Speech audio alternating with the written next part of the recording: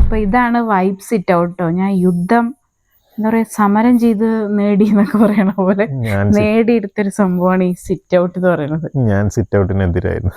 അവിടെ സിറ്റ് ഔട്ടിൻ്റെ ആവശ്യം ഉണ്ടായിരുന്നില്ല, no need of sit out എന്നായിരുന്നു. പക്ഷെ എനിക്ക് സിറ്റ് ഔട്ട് മസ്റ്റ്, എന്തായാലും നിർബന്ധമായിട്ട് വേണ്ട ഒരു സംഭവമായിരുന്നു. പ്രത്യേകിച്ച് അതിൽ വെറുതെ ഇടയ്ക്ക് കാറ്റൊക്കെ കൊണ്ടിരിക്കാൻ, ഇടയ്ക്ക് ഫുഡ് കഴിക്കാൻ. ബ്രേക്ക്ഫാസ്റ്റ് ഞങ്ങൾ ചിലപ്പോൾ ഇവിടെ ഇരുന്നാൽ കഴിക്കാറ്, ഡിന്നർ ചിലപ്പോൾ ഇവിടെ ഇരുന്നാൽ കഴിക്കാറ്. ലഞ്ചിന് പറ്റില്ല, കാരണം വെയിലൊക്കെ ആകുമ്പോൾ നമുക്ക് അത്ര സുഖം ഉണ്ടാവില്ല. പിന്നെ നമ്മളൊരു ഫാമിലി ഫോട്ടോ ഒക്കെ എടുക്കുമ്പോൾ നമുക്ക് അങ്ങനെ എല്ലാവർക്കും നിരന്നിരിക്കാൻ, എനിക്ക് ഇത്രയും കൂടി എന്താ പറയുക വീതി വേണമെന്നുണ്ടായിരുന്നു. അത് നീളം കൊണ്ട് വളരെ ഓക്കെയാണ്, പക്ഷെ വീതി കൊണ്ട് കുറവാണ്. പക്ഷെ എനിക്ക് പെർഫെക്റ്റ് ആയിട്ട് ഇത് പറ്റണമെന്ന്, ഞാൻ ഡാൻസ് ചെയ്യും. സ്റ്റേജ്, ഇതിന് ഞാനൊരു സ്റ്റേജ് ആക്കും. അപ്പോൾ ഇത് സിറ്റ് ഔട്ട് കം സ്റ്റേജ് എന്ന് വേണമെങ്കിൽ പറയും. സത്യം പറഞ്ഞത് ഒഴിവാക്കിയിരുന്നെങ്കിൽ വമ്പ നഷ്ടമാവുമായിരുന്നു.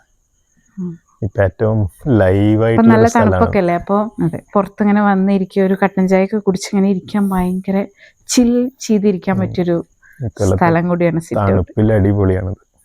അതെ, പിന്നെ ഡാൻസ് ചെയ്യാൻ ഞങ്ങളുടെ ഫോട്ടോഷൂട്ടുകൾ പലതും ഇവിടെ വെച്ചിട്ട് നടത്തും. അങ്ങനെയൊക്കെ സിറ്റ് ഔട്ട് ആകെ കൂടെ അടിപൊളിയാണ്. എനിക്ക് ഭയങ്കര ഇഷ്ടമുള്ള ഒരു ഏരിയയാണ് സിറ്റ് ഔട്ട്.